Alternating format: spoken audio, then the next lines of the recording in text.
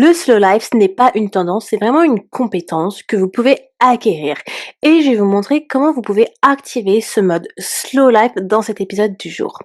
Donc en fait, on a souvent l'impression que si on ralentit, voilà, tout va s'écrouler parce que on a cette tendance à vouloir tout contrôler. Je vous en parle souvent parce que moi, j'ai été ce type de personne-là où je pensais que si je ralentissais, ça veut dire que je n'atteignais pas mes objectifs, que j'allais prendre beaucoup plus de temps à atteindre mes objectifs et que du coup, tout allait s'écrouler dans le sens où je n'ai plus le contrôle sur certaines choses. Et ça, c'est normal. Clairement, c'est votre cerveau qui est en mode survie et qui a ce besoin justement aussi de contrôle. Parce que votre cerveau, en fait, qu'est-ce qu'il croit? Il croit que plus vous allez faire, plus vous allez être en sécurité. Si vous arrêtez, ça veut dire danger. Et que si vous ralentissez, ça veut dire perte de contrôle, comme je vous l'ai déjà dit. Et résultat, ce que ça engendre, c'est que vous allez vous agiter, vous allez faire des choses inutiles, vous allez vous disperser et vous allez vous sentir chargé, non pas parce que vous faites trop, mais parce que vous pensez trop. Et accélérer crée du coup beaucoup plus de charge mentale que vous le pensez. Donc, ralentir, c'est en fait créer de la clarté pour vous et pour votre cerveau. Le slow life, ce n'est pas forcément faire moins, c'est faire mieux. Et c'est ça qui est intéressant aujourd'hui et qui aide aussi à être beaucoup plus productif et que je vous dis à chaque fois et à chaque fois. Ok? Ralentir ne veut pas dire être en retrait. Ok? Ça ne veut pas dire non plus que c'est un reset de votre vie. Absolument pas. Clairement. Ralentir, c'est quelque chose que moi j'ai appris à faire et je peux vous dire je peux vous dire, hein, j'ai vraiment été quelqu'un qui a toujours été dans l'action. Je vous en ai parlé dans mes fil boost d'été, mais à toujours être dans mon énergie masculine, à toujours vouloir faire plus en fait. Et j'ai appris au fur et à mesure à ralentir et surtout à faire mieux et à être plus productive et aussi à être alignée avec mon bien-être. Donc, c'est de ça qu'on va parler. Donc, en fait, le slow life, il va reposer sur 3 principes, ok? Donc, le premier, ça va être la présence, être présent. C'est vraiment être vraiment là où vous êtes en ce moment, d'accord? La simplicité. La simplicité, c'est arrêter de surcompliquer les choses lorsque les choses sont très simples. Et la troisième, c'est la cohérence. C'est faire ce qui compte vraiment pour vous. Donc là, c'est l'importance, la prioriser. Faire ce qui compte vraiment pour vous, je vous le dis tout le temps. Ne faites pas des choses qui, aujourd'hui, ne vous importent peu. Ça consomme beaucoup d'énergie pour vous, ça vous prend du temps dans votre emploi du temps et aussi ça ne sert tout simplement à rien. Donc, présence, simplicité, cohérence. C'est la seule chose que vous devez savoir pour une vie slow life. Et encore, j'ai encore punché mon micro.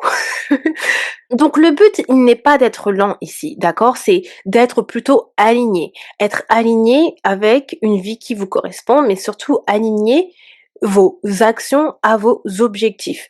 Mais plutôt aligner votre vie à vos objectifs. Et le faire de la meilleure manière possible. Et souvent, il y a ces fausses idées qui empêchent ces personnes d'avoir ce slow life, qui leur empêchent en fait de ralentir. Pourquoi? Parce qu'en fait, les personnes, ils vont avoir cette illusion que, oh, ils doivent tout faire maintenant, d'accord? Et ça, c'est parce que l'être humain n'est pas patient. L'être humain veut tout de suite. Vous souhaitez tout faire maintenant, alors qu'en fait, pas du tout. Vous n'avez pas cette possibilité de tout faire maintenant. Vous n'avez pas les ressources pour pouvoir tout faire maintenant. Et c'est surtout, vous n'avez, les ressources humaines et financières. Mais c'est surtout aussi que vous n'avez pas le temps de tout faire maintenant, puisqu'il faut prioriser. D'accord? 80% de ce que vous faites n'a pas besoin d'être fait aujourd'hui. Ok? 80% s'il vous plaît de ce que vous faites n'a pas besoin d'être fait aujourd'hui. J'ai fait un épisode encore là-dessus, à ce sujet, qu'il y a des choses qui peuvent être faites le week-end ou ultérieurement. Et si ça vous intéresse, écoutez mon épisode où je vous parle justement de la différence entre journée remplie et journée chargée. Non, journée remplie et journée productive, parce que c'est exactement dans cet épisode où je vous en parle. Vous pensez que vous pouvez tout faire, que vous devez tout faire dans une journée, alors qu'en fait, il y a des choses qui peuvent attendre. Donc du coup, vous allez remplir vos journées avec des choses inutiles et non et qui ne sont pas forcément importantes, ou parfois vous allez charger votre journée avec trop de choses importantes. Donc tout ça, c'est des choses qui s'organisent, c'est des choses que vous pouvez prioriser et que je vous apprends justement avec Feel Positive. La deuxième illusion, souvent, c'est que vous vous dites que si vous vous arrêtez, bah, vous allez perdre. Perdre quoi, en fait? OK? Perdre en temps? Perdre en énergie? L'énergie revient quand vous allez ralentir de toute façon, et moi je prône tout le temps que de toute façon 20 de votre bien-être va contribuer à 80 de vos objectifs, du coup à contribuer à 80 de la réalisation de vos objectifs. Donc plus vous ralentissez, vous prenez de temps pour vous, mieux vous serez productif et plus vous allez avoir de l'énergie pour pouvoir réaliser vos objectifs, faire des actions qui vont contribuer à vos objectifs. Ça fait sens aussi au final, parce que si vous avez plus de pétrole dans votre voiture, bah vous pouvez pas avancer, c'est pareil avec vous. Si votre téléphone il est batterie faible, et bah vous pouvez plus être sur votre téléphone, vous pouvez plus appeler, bah c'est la même chose. Si votre corps, votre mental, il est batterie faible, et ben vous pouvez plus rien faire. Vous n'allez pas pouvoir avancer vers vos objectifs, vous n'allez pas avoir d'énergie pour aller plus loin. Donc là, c'est la même chose. Si vous arrêtez, non, vous ne perdez pas. Parce que au final, l'énergie que vous allez récupérer quand vous vous arrêtez, ça va vous permettre à être 2 fois plus productive sur les choses que vous souhaitez faire. Donc l'énergie revient toujours quand vous ralentissez. Vous gagnez du temps en récupérant de la clarté mentale en ralentissant. L'illusion, pardon, numéro 3, c'est que vous pensez que ralentir est égal à être moins ambitieux ou être moins ambitieuse. Alors je vous le dis tout de suite, pas du tout. Pas du tout, ça c'est faux, d'accord? Parce qu'en fait, les femmes qui sont les plus productives, c'est celles qui ont réussi à ralentir pour réussir. Et personnellement, je le sais clairement, parce que je suis quelqu'un de très ambitieuse. Vraiment, je me trouve en tout cas très ambitieuse, et on me dit souvent que je suis très ambitieuse. Et si je n'avais pas appris à ralentir, si je n'avais pas appris à mieux organiser justement mes journées en prenant en compte mon bien-être et en alignant mes objectifs avec mon bien-être, je vous assure que aujourd'hui, je ne serais pas là où j'en suis. Parce que tout ça, c'est des choses que j'ai appris. Toutes les choses que je vous apprends, que je vous parle dans le fil positif, c'est des choses dans lesquelles moi-même je suis passée. Et j'ai fait tout ce travail en étant justement en Angleterre. Bon, je vais pas vous reparler de mon histoire, je pense que au bout d'un moment, vous la connaissez par cœur si vous me suivez. Mais j'ai eu tout ce temps pour moi pour pouvoir voir toutes ces choses en fait. Et clairement, les femmes les plus productives sont celles qui réussissent à ralentir. Donc là, par exemple, si je vous donne un exemple, tout simplement avec les fil boost que je suis en train de faire, d'accord? Les fil boost que je suis en train de faire, c'est quelque chose qui prend énormément de temps. Parce que là, pour le mois de février, il y a 28 épisodes. Le mois d'août, il y en avait 31. Donc je fais un épisode par jour. Donc c'est 28 épisodes à enregistrer. Même si ce sont des épisodes qui sont courts, c'est des épisodes bah, à enregistrer. Il faut faire le setup, il faut faire le montage, il faut faire les thumbnails pour YouTube, il faut faire les bullet points, les scripts pour chaque épisode. Enfin, il y a énormément de choses d'organisation à faire. D'accord? Mais quand je crée mes feed boosts, pourquoi je les enregistre extrêmement à l'avance et que je me mets quand même un laps de temps assez large, parce que je sais que j'ai besoin de ralentir. Je vais pas tout faire d'un coup. Là, par exemple, je batch certains épisodes en un week-end. Je vais faire un certain nombre d'épisodes en un week-end et ensuite je fais par étapes. J'avais déjà expliqué comment je m'organisais pour les feed boosts. Je devais vous faire un épisode de YouTube, enfin un épisode. Je devais vous faire une vidéo YouTube. Je l'ai jamais faite, je m'en excuse. Peut-être que j'en ferai une à un moment donné. Mais bref, tout ça pour vous dire que par exemple, je ralentis. C'est un objectif que j'ai à faire, mais par contre, je ralentis toujours avant de pouvoir faire chaque tâche pour les fil boost. Parce que si je faisais tout d'un coup, le montage, l'enregistrement des épisodes, les thumbnails, en fait, ça me prendrait toute une journée. Je ferais 24 heures que sur ça, mais que j'ai pas envie de passer 24 heures que sur ça. Même pour vous, il faut que vous vous dites que en fait, vous avez pas envie de passer toute votre journée à faire que des tâches, des tâches, des tâches. Vous avez besoin de prendre du temps pour vous. Juste pensez à cela, vous le méritez. Et surtout, c'est que quand vous prenez du temps pour vous, la plupart des gens pensent que c'est comme une récompense. Mais en fait, non, c'est pas une récompense, c'est essentiel. Le bien-être, c'est pas un luxe, en fait. C'est essentiel à votre vie de base. Donc, vous devez simplement l'aligner, d'accord? Vous devez vous dire qu'il y a du temps pour pouvoir travailler et être productive et il y a du temps pour moi. Point barre. Euh, donc, clairement, ça, c'est quelque chose à prendre en compte sur cette troisième illusion. Maintenant, je vais vous expliquer comment vous pouvez adopter ce slow life, du coup, pour être plus productive. Et en fait, clairement, c'est un peu ce que je vous apprends avec Feel Positive, hein, clairement, parce que moi, j'accompagne en fait les femmes qui se sentent vraiment débordées à aligner leurs objectifs avec leur bien-être. Donc, du coup, c'est exactement avoir une slow life, quoi, clairement. Donc, du coup, qu'est-ce que vous pouvez faire pour avoir cette slow life entre guillemets? Donc dans un premier temps, déjà, si c'est quelque chose que vous ne faites pas, toutes les heures, toutes les 2 heures, peu importe, vous voyez qu'est-ce qui correspond le plus, arrêtez-vous dans la tâche que vous faites et dites-vous, demandez-vous: «OK, est-ce que ce que je fais, c'est quelque chose qui compte aujourd'hui? Est-ce que je suis en train de m'agiter ou est-ce que je suis en train d'avancer?» D'accord? Ça, c'est super important. Pourquoi?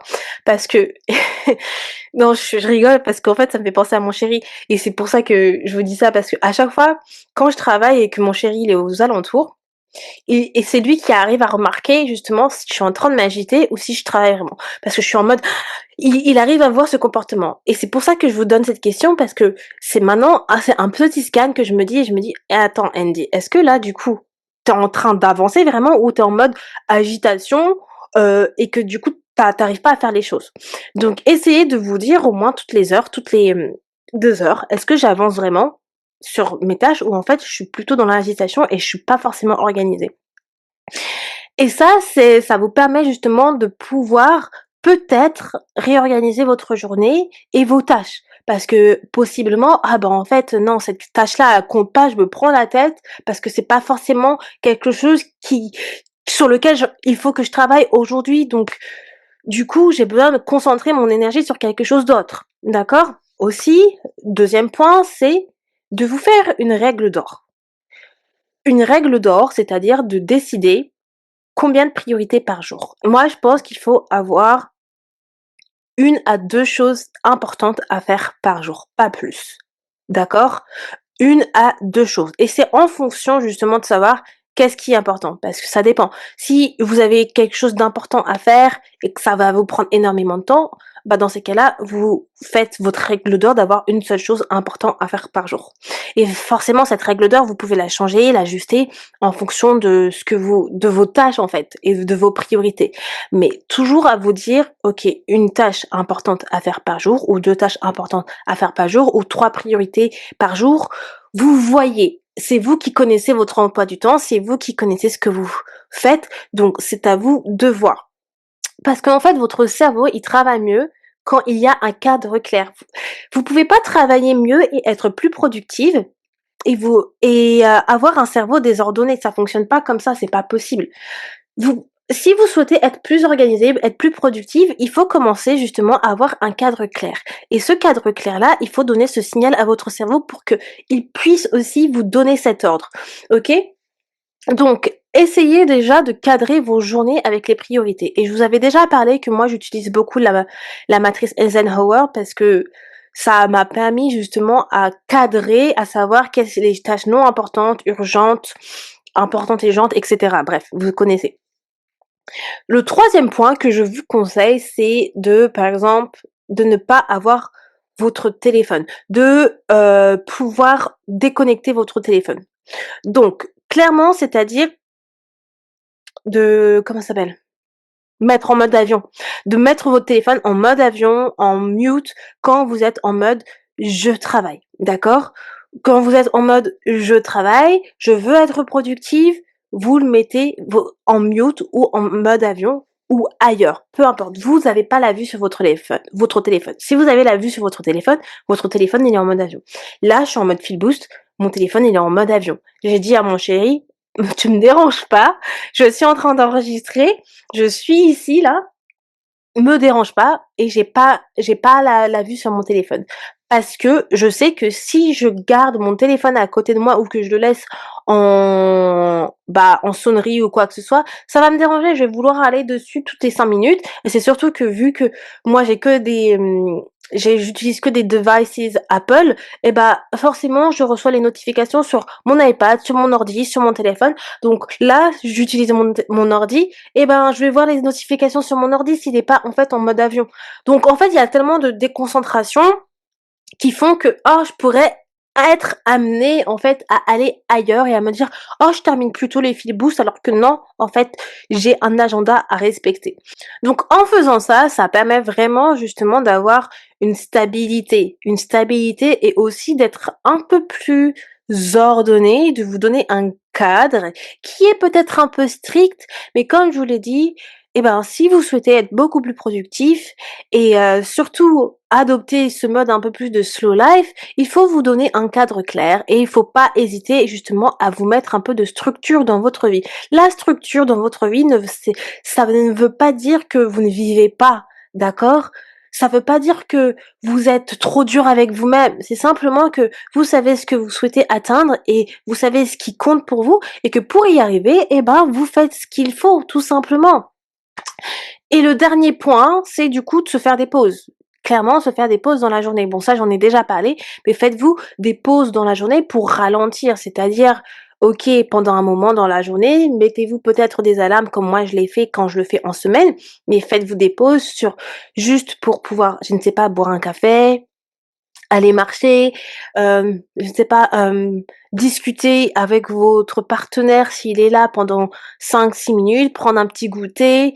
Bref, faites une petite pause qui va vous permettre de vous faire du bien pendant cette période où vous travaillez, par exemple. D'accord? Ça permet de réguler du coup votre cerveau à travers la lenteur. Donc juste pour conclure sur cet épisode, comment vous pouvez être beaucoup plus productif grâce au slow life? C'est quand vous allez ralentir, vous allez du coup vous recentrer, vous allez récupérer, vous allez voir ce qui compte le plus pour vous et vous allez arrêter de vous disperser et vous concentrer sur ce qui est important. Parce qu'en réalité, vous n'êtes pas moins productif, vous allez être moins occupé et beaucoup plus efficace. Et c'est là où on fait la différence entre journée remplie et journée productive. Je vous mets l'épisode que j'avais fait dans la description, si ça vous intéresse d'en savoir plus à ce sujet. Et pour moi, c'est ça, ce slow life, c'est le fait de ralentir et être beaucoup plus concentré sur ce qui est important dans notre vie et également aligné avec notre bien-être. Façon slow life, ralentir quoi. Bref, voilà les amours pour cet épisode. Si vous me regardez sur YouTube, abonnez-vous et likez cette vidéo et moi je vous retrouve demain pour un nouvel épisode. Ciao tout le monde!